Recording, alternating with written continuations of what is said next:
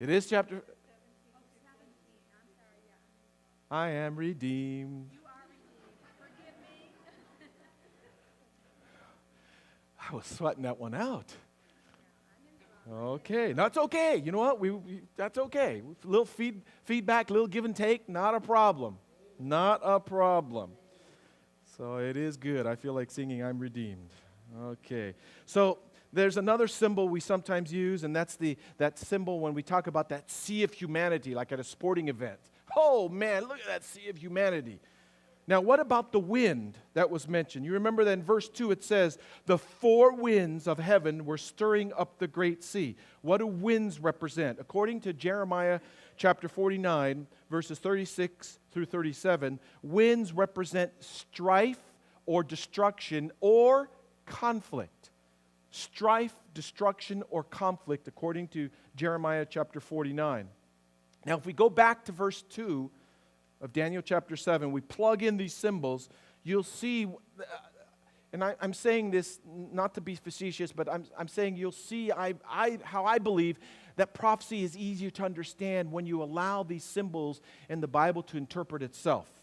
Daniel 7:2, Daniel spoke, saying, I saw in my vision by night, and behold, the four winds of heaven were stirring up the great sea. Verse 3, and the four great beasts came up from the sea, each different from the other.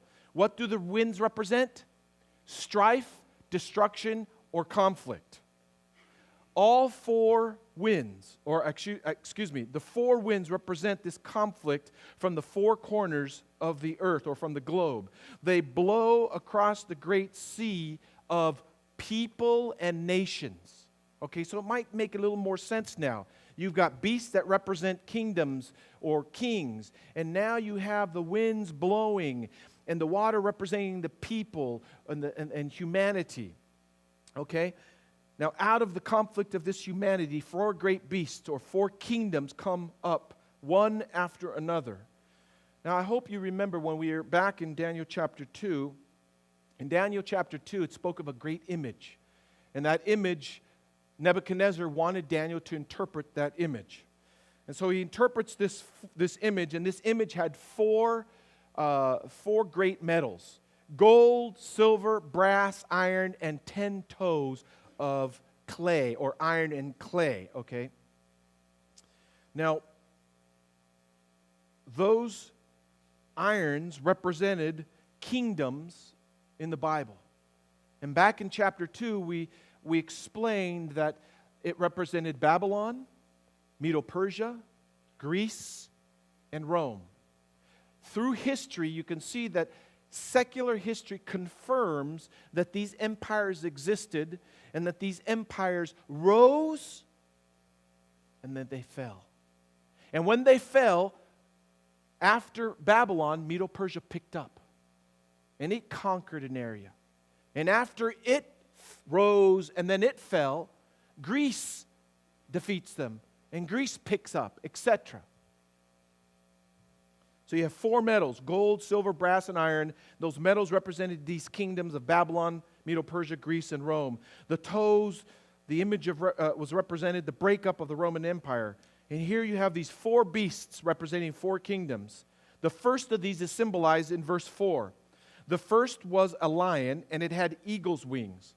So just as gold was considered the most valuable of metals, so the lion now is also considered the king of beasts. Just as the first metal represented Babylon, the first beast also represents Babylon. In fact, in the book of Jeremiah and Isaiah, both say this: Babylon, you are like a lion. So just as gold, the most valuable of the metals, represented Babylon, so the lion with eagle's wings also represented Babylon. Now verse 5. And suddenly another beast, a second, like a bear. A bear represents what? A kingdom. So now you have a kingdom replacing the first kingdom of a lion. The king of beasts, lion. Now you have a bear representing the second beast or the second kingdom, like a bear. Now notice what the Bible says it is in its mouth. 3 ribs are in the mouth of this bear. Which nation overthrew Babylon? Medo-Persia. When Medo-Persia overthrew Babylon, you have the bear that has these 3 ribs in its mouth.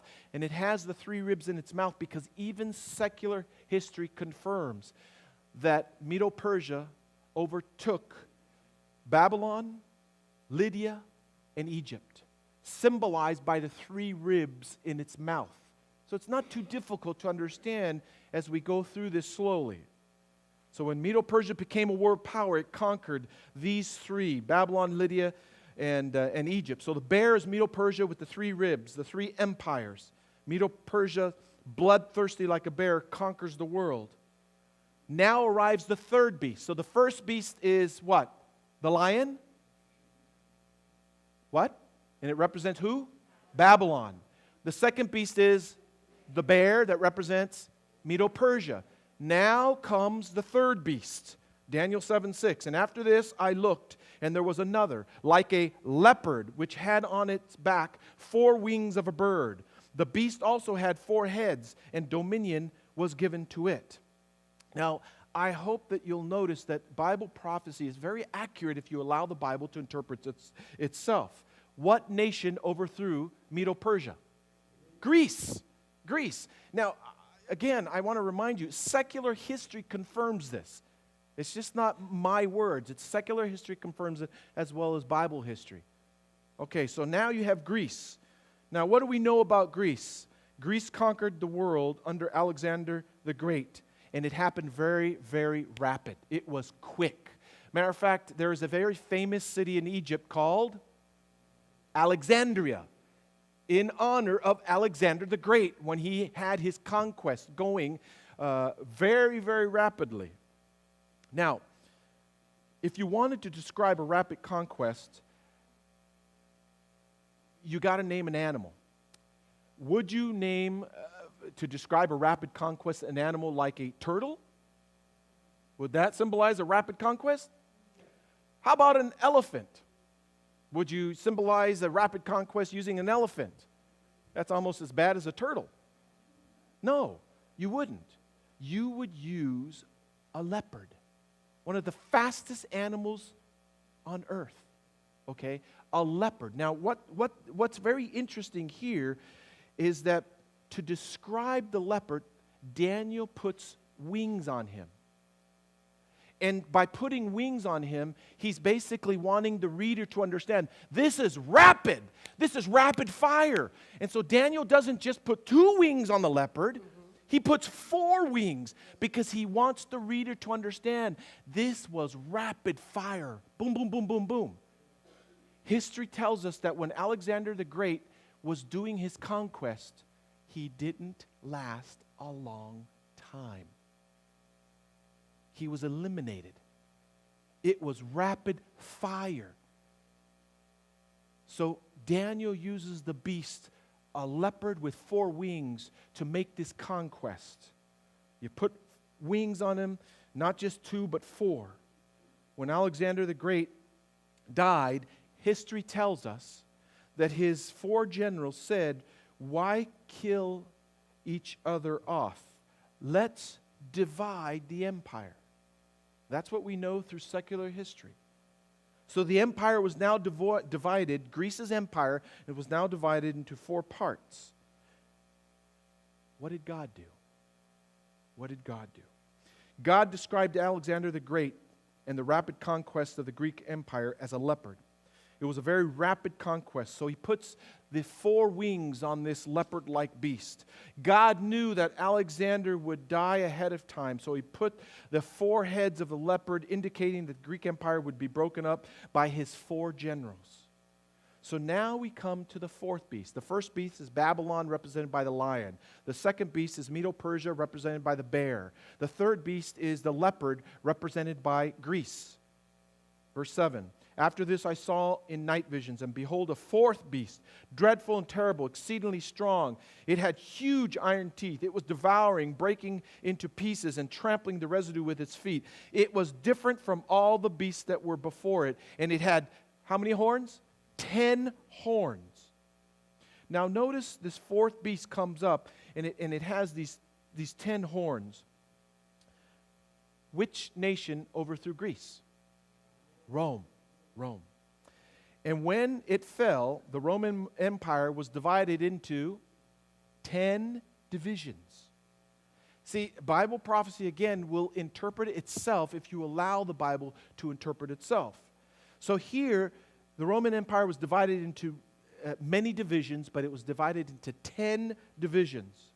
Notice the parallelism here with the image of Daniel chapter 2. You have 4 metals. And in the description of Daniel chapter 7, you have 4 beasts.